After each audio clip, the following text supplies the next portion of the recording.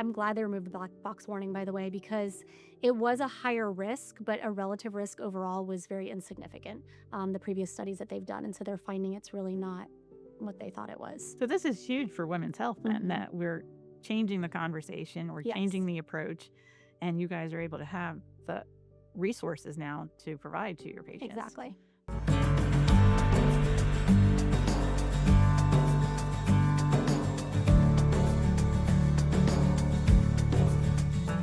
Welcome to Wisdom Beyond the Womb. I'm Trisha Harris with Trisha Harris Photography, and today we're sitting down with Hibiscus Women's Center. I have Antoinette with me. How are you? Good. How are you doing? Great. Tell us who you are at Hibiscus Women's Center.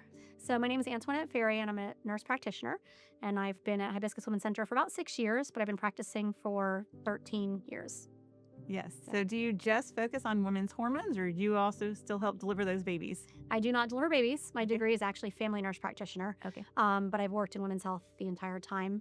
And so I just do in-office, but I do take care of pregnant women as well as, teenagers, menopausal women, women of all ages. Okay. That's great to know that we're not just here for the babies, that we're here for women through all of the stages. Exactly. Love it. We've spoken with others from Hibiscus Women's Center, and we've really focused on birthing babies, right? We've had the midwives share their experience. We've had some doctors, Dr. Lopez on. Yeah. But now we're getting into the hot topic of hormones. And so that's kind of what you're here to talk to us about today. So tell me, hormones. Hormones. It is Yeah. the hot topic of the century, it feels like.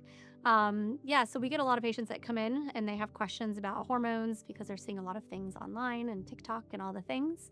And we're finding there's a lot of misconceptions regarding hormones.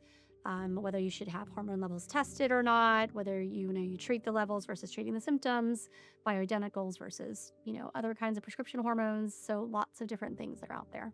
Well, I think you've hit the nail on the head, right? We see all this information on socials of it, but sometimes we don't know where to go. So it's nice to know that you guys are a place we can turn to, right? So you can do testing and all of that. Tell me what that would look like. Yeah, so they can always come see us for that. There are, of course, online things that are doing that now.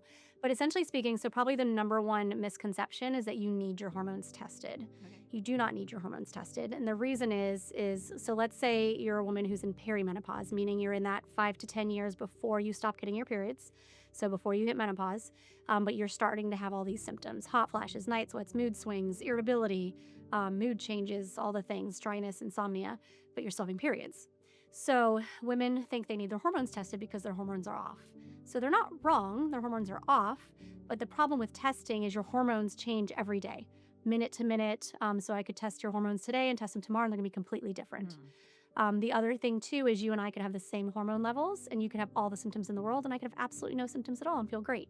So the levels don't actually correlate with your symptoms. It's how your body responds to those levels, and everybody's different.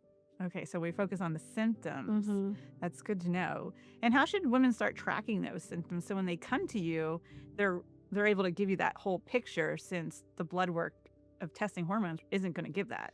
It's really, are the hormones or are the symptoms affecting your quality of life? Okay. So hot flashes, night sweats, mood swings, again, irritability, those are your more common ones.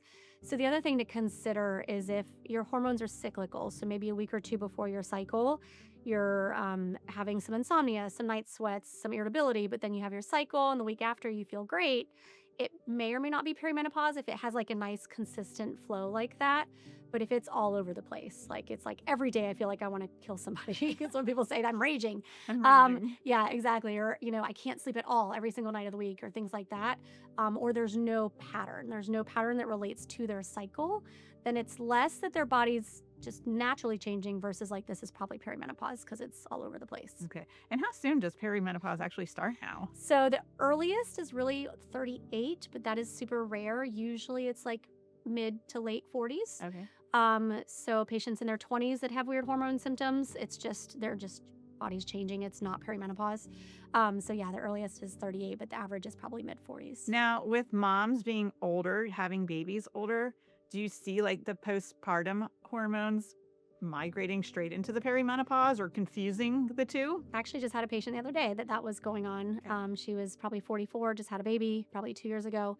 Mood changes, wasn't sure if it was postpartum depression versus perimenopause. So, with that, we just kind of have to try to figure it out. So yeah, absolutely. It's going to definitely could be hard to figure out. The nice thing though is, and a lot of women don't know this, is antidepressants, certain of them, they can actually treat hot flashes, night sweats, and mood changes. And obviously they're okay for postpartum depression as well. So sometimes we can still treat it with the same medication, even if we don't know what's causing it. Right. Yeah. So HRT is a big term being thrown around there too. And was the black box label removed and all of that. But you still have people that are kind of hesitant. So what would you tell people regarding that? So the big thing too is I feel like in today's society, we've done a great job. They've done a great job marketing supplements as natural. So this actually hit me. I've been doing this for 14 years, and this hit me probably just a couple years ago. But if you think about it, what's more natural than replacing the hormones your body already made? Okay. So you're not a plant, right? So yes, there's black cohosh out there, and it might be natural to the earth, but it's not necessarily natural to our bodies. And so I feel like supplements have done a great job marketing that they're all natural. And again, replacing hormones your body already made is the most natural treatment. And as far as, I'm glad they removed the black box warning, by the way, because it was a higher risk, but a relative risk overall was very insignificant, the previous studies that they've done. And so they're finding it's really not what they thought it was. So this is huge for women's health then, that we're changing the conversation, we're changing the approach, and you guys are able to have the resources now to provide to your patients. Exactly. You may, though, have somebody that comes and is like a little hesitant still on taking the medication. What are some lifestyle changes or things they can do to support themselves that maybe they're not doing?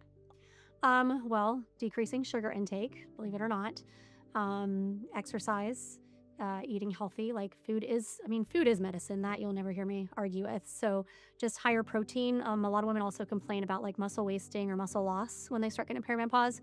So really increasing that protein intake. Obviously water intake. If they're smoking, don't smoke. Don't vape. Those kind of things. Yeah, those are huge things that can make a significant improvement. Correct. Probably at the early stages of perimenopause too. Yes, exactly. Sleep is huge. Trying to get adequate sleep. I will say magnesium is a good supplement that can help with sleep and support that. The other thing too, just to touch on supplements, is they're not bad, but you need to make sure that they are third-party tested because they're not regulated. So some companies can say they have 400 milligrams magnesium, but one pill may have 200, one pill may have 100. It may have a little bit of vitamin D because they put it through the same processing plant. So you really want a third-party tested supplement. So you have to do a little bit of research. Gotcha. When patients do come to you and they're wanting to try some of these supplements as a different route, do you have ones listed that you can guide them to so they know they're getting the third-party tested ones? Nature's Made actually is probably one of the most affordable, and it is third-party tested. That's great to know. So when should somebody start seeing you for perimenopause? Should they wait for symptoms, or should they, like, you hit 40, 42, should you start like having the conversations? So, if basically as far as just needing to see us on the side outside of an annual visit, they just probably want to have symptoms first so they don't have to spend the money. Yeah. But regarding, we are trying to get better at having that conversation when I have a patient in their early 40s and they're just there for their annual, like, hey, let's talk about perimenopause, questions, concerns. And most patients are like, yes, please tell me. And then it's just a 5-minute conversation just to say, hey, come see us. This is what's going on. When it starts happening, let us know. But again, some women go through perimenopause like nothing. They don't feel anything. They feel great. And then a lot of others, it's more miserable. Or have the rage. Yeah. Yes. I'm glad you mentioned annuals. So tell us how important that still is after the baby years. It's still very important. Your pap smear is probably one of the best cancer screening tools we have out there because cervical cancer is very slow growing and we can catch it very early.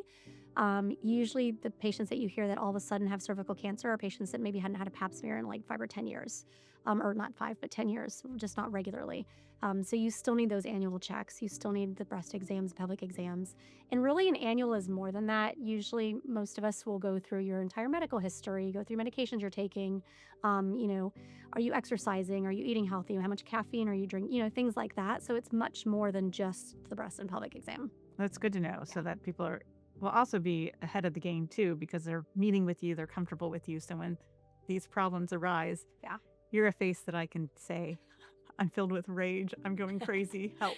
It's normal. It's okay. Normal. And you can Exactly. you can calm me down and give me the solutions and all of that. What else do you want to share with us today regarding hormones and women's health? The only other thing I'd probably want to talk about is bioidenticals and pellets. So those are a big trend as well. So there's a lot of predatory marketing. I've heard that term probably like a year ago and I love it. For example, even Clear Blue came out with a pee test to figure out if you're in menopause. And it's like, okay, if you haven't had a period for 12 months, you're in menopause. That's the definition. And that's off of birth control, of course, but no period for 12 months, you're in menopause. So you really want to look out for predatory marketing. Bioidentical hormones are no safer. And they're not much different than a prescription hormone. The only difference is they're compounded in a local pharmacy that nobody is regulating and making sure that it's accurate. And so that's a big thing. And then the other one is the pellets. They are also not well studied. There's not a lot of research to back them up. You get these little like rice-sized things go underneath your skin. They release hormones. Now, granted, I have some patients that love them, but when I have patients that come in and like, oh my gosh, I feel horrible. And I'm like, sorry, I have to wait 3 months because I can't dig it out. Yeah. So you have to wait 3 months to like put them on something else because you don't want to overload their system. Right. So those are there's just a lot of providers out there that have jumped on the bandwagon offering all the hormone testing and all these things that are not studied and they're not validated basically. So now with perimenopause, right? You know, it's the estrogen and the progesterone that are really at play here. But with the estrogen side, there's multiple ways to get that, is there not? Yep. So you can do oral estrogen and then you can do topical. So there's a patch or there's a gel. Okay. The patch you change twice a week, the gel you apply every day. The other thing to note is if you still have a uterus, so you haven't had a hysterectomy, you will always need progesterone with that. So estrogen does most of the symptom management. Progesterone is meant to keep the lining nice and thin to decrease the risk of uterine cancer. If you were to take estrogen alone without progesterone and you have a uterus, you can essentially create a breeding ground for uterine cancer. So progesterone is more uterine protection than anything else. Can help with sleep, but the most important thing that it does is protect the uterus. Okay. So what about if somebody's had an ablation? Would the same still apply? Need it. Yeah, if you still have a uterus. The only time you only need estrogen, you need estrogen only is if your uterus has been removed completely. So even if the ovaries remain? That's fine. Yeah. Okay. Good to know. I don't think people are aware in that, things that we see on social on what they're telling us. Exactly. They're not giving us the whole story, right? Exactly. Which is why having somebody experienced in this field is so important instead of trying to self-diagnose and medicate, but supplements and all the things. All the things, yeah. Wonderful. So testosterone is still up in the air as to how effective it is. Most women will come to see me for like a decreased sex drive. So we do try testosterone. I will say that is the one thing we do bioidentical, and that's only because in the United States, we don't have a prescription testosterone that is for women. They have it in Australia, so hopefully one day we'll get it here. Because if we were to tell a woman to get the male version of the testosterone, the male is, guy is supposed to apply 1 tube every day. A woman would have to apply 1/10 of a tube every day, and it's really hard to measure that. Yeah. You can't really measure 1/10 of a tube.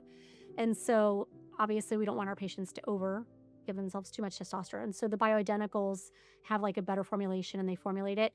So hopefully one day we will get prescription because we would much prefer that. That is the one we are kind of forced a little bit to do bioidenticals.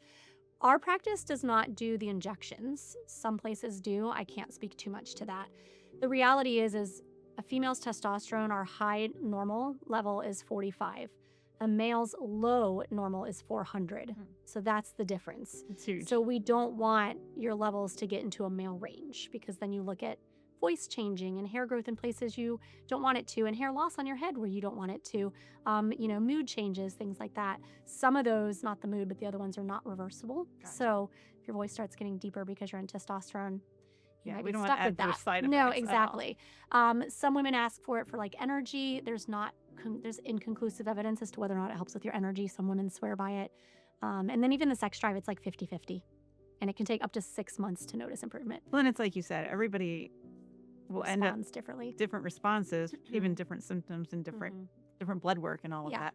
So if I am menopausal, period's finally done, do I still need to come see an OBGYN Absolutely. and all of that? And what's the importance of that? So they recommend pap smears. And again, pap smears are every 5 years if they're normal, but we still see you every year because you need a mammogram every year and the exam every year. But that is up until the age of 65. Okay.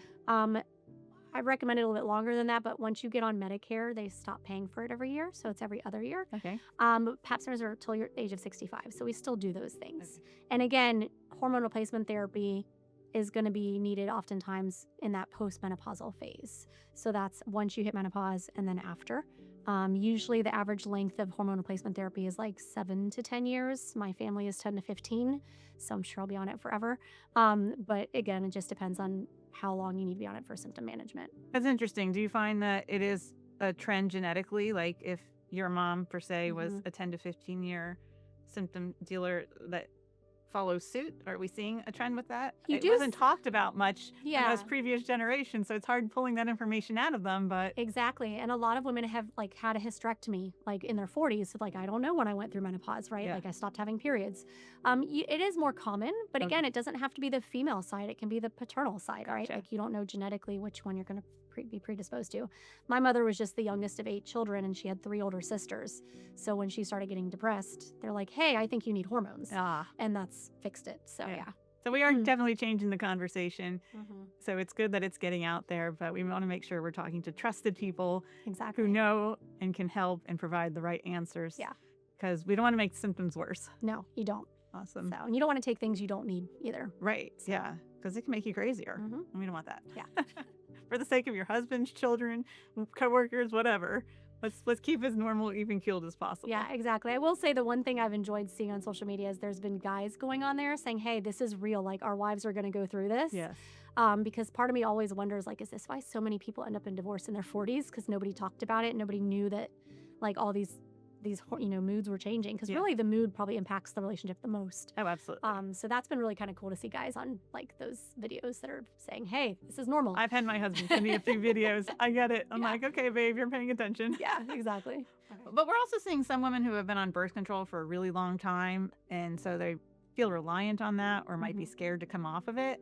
So what does that process look like for them as they're reaching this perimenopause stage? Or will they still need birth control, or do they switch over to these hormones? So theoretically, because when you're in perimenopause, your ovaries are still working, they're just malfunctioning, but they're still secreting estrogen. Usually, birth control, it's stronger than hormone replacement therapy, first of all, so it's a stronger dose. So usually it's going to be more effective. That being said, we have been seeing some patients that maybe respond for some reason, and I don't really know why, respond better to the hormone replacement therapy portion. But I can't tell you how many patients that maybe they've been off birth control and their partner had a vasectomy, and all of a sudden they're in their like early 40s and they feel like this. And I'm like, sorry, but birth control is the answer. And they're like, but I don't want to be. I'm like, I know you don't need it for birth control, and that's why I hate that it's called that. Yeah. Because we use it for so many other things. But oftentimes women will end up having to be on it later. So if they're already on it, they're doing well, there's no need to come off of it. It actually decreases your risk of ovarian cancer. Most people don't know that. Because it prevents you from ovulating. So the more you ovulate, the higher risk you are of basically those mutations that can occur when you have a higher cellular turnover rate, and that's what ovulation is. Then the birth control prevents ovulation, so it decreases the risk of ovarian cancer. So if it's not broke, you don't fix it. Just let it be. Exactly. Great to know. Yeah.